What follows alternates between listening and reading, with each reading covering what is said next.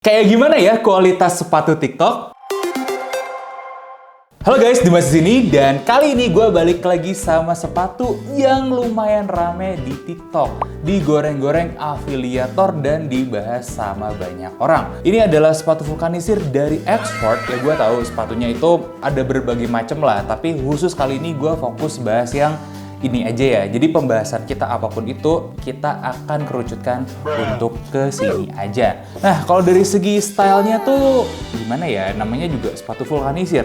Ini tuh mengingatkan gue pada sebuah merek luar ya kan. Nah, dengan yang kayak beginiannya, terus logonya juga bener-bener mengingatkan gue sama merek luar kok. Ya kalian coba komen di bawah ya, gimana asosiasi kalian terhadap si visual modelnya ini. Coba-coba tambahin di kolom komentar. Dari segi sepatunya sih gue nggak ngerasa spesial banget ya, meskipun ya namanya vulkanisir ya. Dapat vulkanisir kualitas segini, kalau gue lihat sekilas gitu ya, dapat 100.000 tuh sebenarnya cukup menarik, karena biasanya di 100 ribuan kita hanya disajikan oleh kualitas barang seadanya, bahkan cenderung agak tanda kutip ya sampah gitu ya. Nah, sedangkan harga 100 ribuan untuk di sepatu ini tuh sekilas lihat itu cukup menarik ya, tapi nggak tahu dalam-dalamannya kayak gimana. Nah, biar tahu lebih dalam, langsung aja kali ya kita gas bedah sepatunya.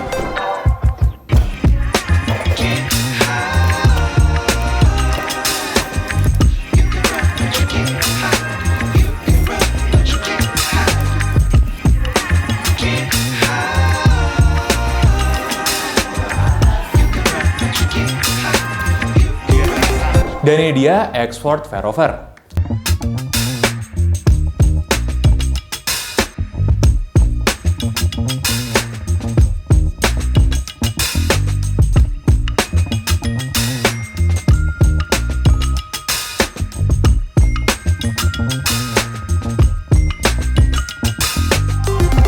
Oke, langsung aja kali ya kita ngomongin material uppernya. Dimana upper canvasnya ini tuh jujur sangat menarik buat gue, karena gue lihat aja itu udah, oh ini tebel ya, ini kelihatannya tough ya. Jadi gue langsung penasaran, kita tes pakai Dremel. Hasilnya memang sesuai ekspektasi. Jadi material upper yang lumayan tough ini bisa bertahan dengan siksaan-siksaan kita. Makanya kita kasih poin 4 ya dari 5 untuk ketahanan dari segi Dremelnya. Berhubung kalian bisa lihat juga dengan kekuatan Dremel seperti itu, kalian masih bisa mendapatkan sisa-sisa ya yang lumayan oke lah ya. Ini bisa dikatakan ya material-materialnya itu sudah mendekati kalau nggak setara dengan beberapa yang dipakai sama brand luar. Beda cerita sebenarnya dengan beberapa detail-detail yang lain, karena yang bagusnya di situ tok dari segi uppernya. Kalau kita lihat dari segi logonya, ini pakai kulit sintetis yang jelas sangat biasa-biasa aja. Buat kita sih tidak ada poin plus atau apapun itu ya dari segi material yang lain. Kalau kita lihat dalamnya, di dalam ini ada sedikit hal yang ekstra menarik ya, dimana kita suka dengan idenya ada tambahan cushion di liningnya, jadi rasanya itu lebih empuk. Bahan liningnya juga lembut, tapi kalau ngomongin ketahanan sih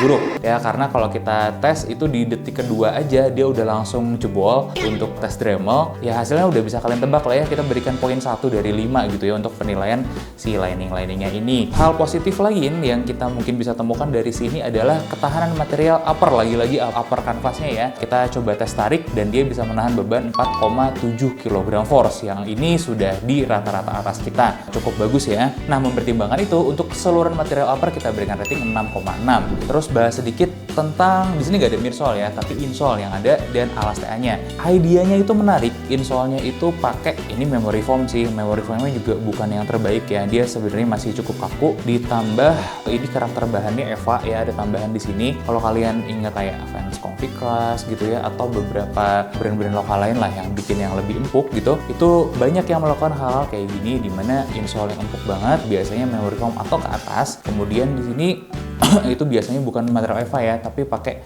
material latex. Nah, ini sebenarnya kalau kita buka insole-nya kelihatan menarik, tapi beda dengan feel pakainya.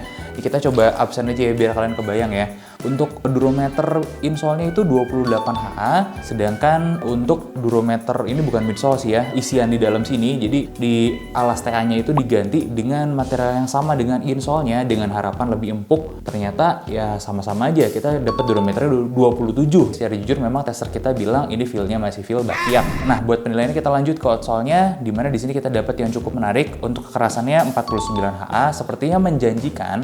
Jadi langsung aja kali kita Dremel untuk mendapatkan hasil ternyata dia berkurang 4,1 mm gitu ya selama 30 detik di Dremel. Ini bukan angka yang sedikit, ini banyak banget gitu berkurangnya. Bahkan kalau kalian bisa lihat pas lagi ngedremel itu bener-bener kayak badai banget gitu ya, si karet-karetnya itu betul-betul kegerus. Makanya kita berikan rating 2 ya dari 10 untuk rating si kekuatan outsole-nya. Nah, sedikit tambahan aja, menurut kita sih kalau di foxing kayak gini ya, kadar karetnya lumayan, jadi bukan yang kadar kalsiumnya lebih tinggi daripada karetnya gitu ya. Cuman memang untuk durabilitas atau ketahanannya akhirnya tidak bisa dibilang bagus juga. Kalian mau tahu yang bagus kayak gimana? Mungkin bisa lihat ya di masa-masa sebelumnya ketika kita ngetes Dremel untuk Vans dan Converse gitu. Itu udah gold standarnya lah ya kalau kita ngetes material-material rubber untuk di foxing-nya. Nah, jadi untuk material sendiri kita rata-ratakan dari atas sampai bawah kita dapat 4,3 gitu. Nah, sekarang untuk konstruksinya. Jadi untuk konstruksinya dia itu dalamnya udah pakai Strobel stitch. Strobel stitch-nya rapi. Kemudian untuk jahitan-jahitan tim kita berpendapat ini memang cukup oke ya. Nah, gue mencoba menyelami ke bagian pengeleman-pengelemannya. Kayak gimana? Jadi untuk karet yang ada di depan sini, nah karet yang sini nih, nempelnya biasa aja, nggak baik juga. Terus kemudian kita lihat ke dalam dari alas ke bagian outsole ini juga ada lemnya tapi nggak kuat. Kalau lepas kita coba bongkar pakai tangan juga semuanya lepas. Nah, yang kuat itu di mana? Yang kuat itu foxing sampingnya aja. Jadi kekuatan dia itu, kekuatan si X-Sword itu adalah di foxing sampingnya. Karena dari segi pengelemannya nggak terlalu oke, ya kecuali foxing sampingnya ini. Sedangkan jahitan-jahitan semuanya juga overallnya rapi. Kita berikan rating 7 lah dari 10. Tapi gue masih harus kasih catatan. Apakah ini angka yang baik atau mewakili? Jujur angka ini cuma mewakili jahitan-jahitannya. Ada satu hal sebenarnya ini krusial banget untuk dikonstruksi ya. Pas proses lasting sepatu ini tuh ada satu kesalahan fatal di mana las yang dipakai itu nggak tepat. Akibatnya apa? Ada dua. Pertama, sepatu ini kalau kita balikin itu posisi depan dan belakangnya itu miring.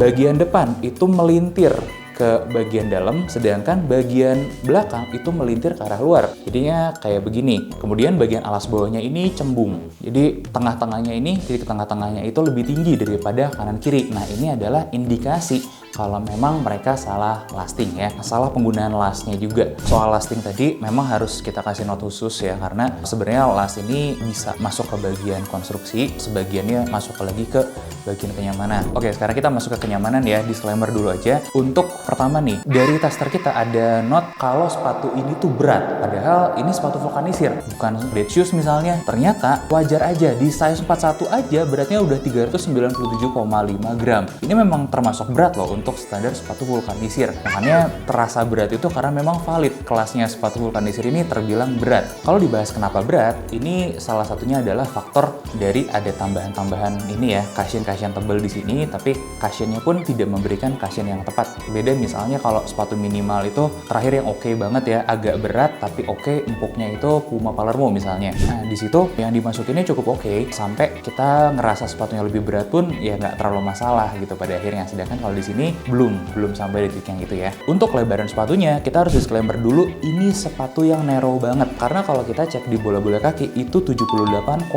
mm. Untuk sepatu gaya-gaya Converse ya memang gimana ya, Converse tuh memang narrow ya. Tapi kalau kita spesifik gitu ya, lihatnya ke sepatu ini, kita juga menemukan kalau taperingnya itu sangat agresif sekali. Bagian terlebarnya itu bukan di bola-bola kaki, tapi mundur dari bola-bola kaki di sini. Dan di sini ya, gue tidak mengerti gitu maksudnya gimana. Karena kalau kita lihat Vans misalnya ya, yang bikin cukup lebar buat bola-bola kaki, ya dia bikin di sini juga, di bola-bola kaki gitu kan. Sedangkan di sepatu ini tuh sudah dilebarinnya di belakang, kita menemukan kalau di posisi jempol nih, pas di bola-bola kaki udah mulai ditarik menuju tengah nih, kayak begini. Nah, begitupun dengan kelingking di bola-bola kakinya gitu. Sebelum di bola kakinya bahkan dia sudah ditarik terus sampai taperingnya cukup ekstrim, ya cukup agresifnya.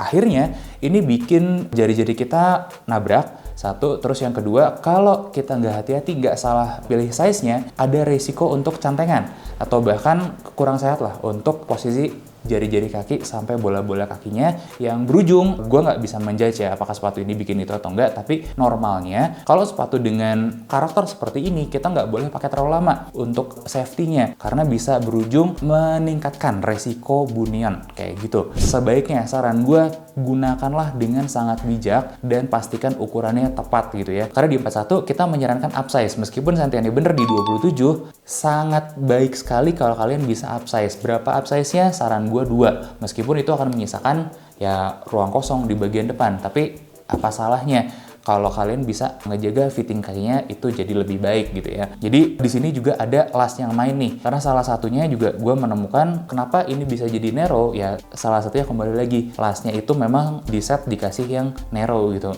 Mau gimana lagi? Bisa nggak jadi lebih lebar? Bisa. Yang diperbaikin itu adalah satu lasnya, terus kedua alasnya dibikin lebih lebar. Boxingnya nanti akan bisa mengikutin kayak begitu. Nah untuk kalian yang punggung kakinya tinggi, ini juga bukan sepatu buat kalian karena kita nemu instepnya itu tingginya cuman 73,3 mm.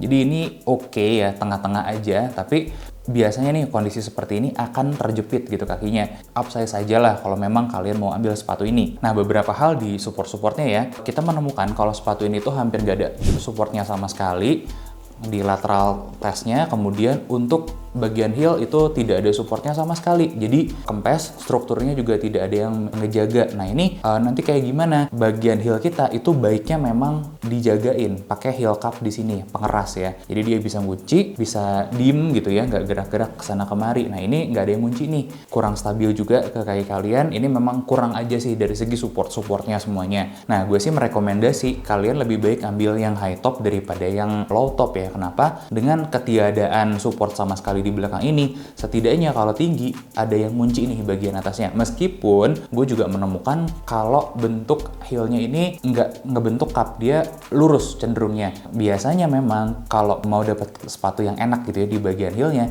ini di belakangnya juga ngikutin nih bentuk heel kita. Kalau kalian punya Vans atau Converse, coba deh lihat ke bagian belakangnya. Satu, mereka pasti punya pengeras. Yang kedua, bagian sini itu akan ngebentuk semacam kayak mangkok gitu, ngikutin lengkungan yang ada di bagian heel kita. Karena heel kita itu kan melengkung ya, dan dia satu melengkung ya, nggak lurus. Terus yang kedua itu bentuknya beda kanan dan kiri. Makanya sepatu-sepatu yang bagus itu biasanya sudah mengakomodasi yang itu. Nah kalau ini dibikin lurus-lurus aja, hampir tanpa beda bentuknya, ini memang kurang nyaman untuk dipakai di bagian heelnya kayak begitu. Kalau buat gripnya gimana? Buat gripnya di lantai licin ini oke, tapi untuk di lantai basah ini jelek sekali. Cocoknya untuk apa? Sepatu ini menurut kita ini cuma cocok buat daily aja. Karena kalau kalian pakai untuk sport gitu ya, kebutuhan olahraga, banyak beberapa hal yang minusnya. Contohnya aja, misalnya kalian anak sekolah nih mau beli sepatu ini buat lari. Namanya sepatu kayak gini buat lari jelas nggak akan nyaman. Nggak ada support apa-apa di sininya. Kemudian support-support di bagian atasnya ini juga kurang. Untuk basket nggak juga. Nah kalau zaman dulu kan memang sepatu kayak gini untuk basket ya. Tapi kalau kalian banyak loncat-loncat gitu ya, peredamnya dari segi insole yang empuk-empukan ini kurang oke untuk meredam benturan ketika kalian landing di tanah. Jadi kita juga tidak merekomendasi. Apakah untuk gym oke? Untuk gym gue tidak merekomendasikan. Bisa, tapi tidak merekomendasikan. Kenapa? Alasannya, gue bukan orang gym ya, tapi gue ngelihat alasnya yang gak rata ini jadi cembung, artinya dia gak bener-bener lurus, meskipun heel dropnya mendekati 0 ya, lebih tepatnya 0,9 cm gitu. Tapi gue tidak merekomendasi kalau ada sepatu yang lebih rata, terutama di alasnya gitu lebih rata, ya kenapa enggak? Karena untuk kebutuhan berolahraga, saran gue sih lebih safety, lebih baik. Kalau yang ini, gue nggak melihat ini cukup safety gitu untuk berolahraga. Plus agak tanggung juga gitu kalau kalian berharap yang rata. Tapi kan ini tebal banget nih si kasirnya di sini. Tebal bangetnya pun nggak kempes gitu pas kita injek. Pamungkasnya sih kalau gue liatin ya, ini sepatunya goyang. Karena yang tadi gue bilang bagian depan dan bagian belakang itu nggak balance, nggak lurus gitu posisinya. Jadi kalau ada sedikit aja hal yang potensial untuk bikin cedera, gue sih nggak mau rekomend ya untuk gym. Jadi untuk kenyamanan dan performa, gue berikan rating 6,5 dari 10. Nah, saatnya kita kasih rating totalannya itu 5,9 dari 10. Jadi wajar aja sebenarnya ya, karena ini sepatu 100 ribuan. Gue nggak tahu apakah gue yang berharap terlalu banyak dari sepatu 100 ribuan, tapi memang itulah yang kita temukan dengan positif dan negatifnya. Ya positifnya kalian bisa dapat build quality yang cukup menarik di harga 100 ribuan dari sepatu ini, sedangkan ada beberapa kekurangan-kekurangan yang sebenarnya sih bisa sangat diwajarkan sekali mengingat harganya. Tapi ada beberapa catatan-catatan kalau kalian mau pakai sesuai dengan kebutuhan performa. Misalnya untuk olahraga, ya gue sih strictly, bukan melarang sih, strictly tidak menyarankan lah gitu ya. Karena ada beberapa faktor-faktor yang mungkin nggak tepat untuk olahraga kalian, seperti yang udah gue bahas di belakang. Itu aja sih pendapat gue tentang sepatu ini. Nah, gimana menurut kalian? Nextnya kita bahas sepatu apa lagi? Dan jangan lupa like, comment, dan subscribe juga. Sampai ketemu di bedah sepatu selanjutnya.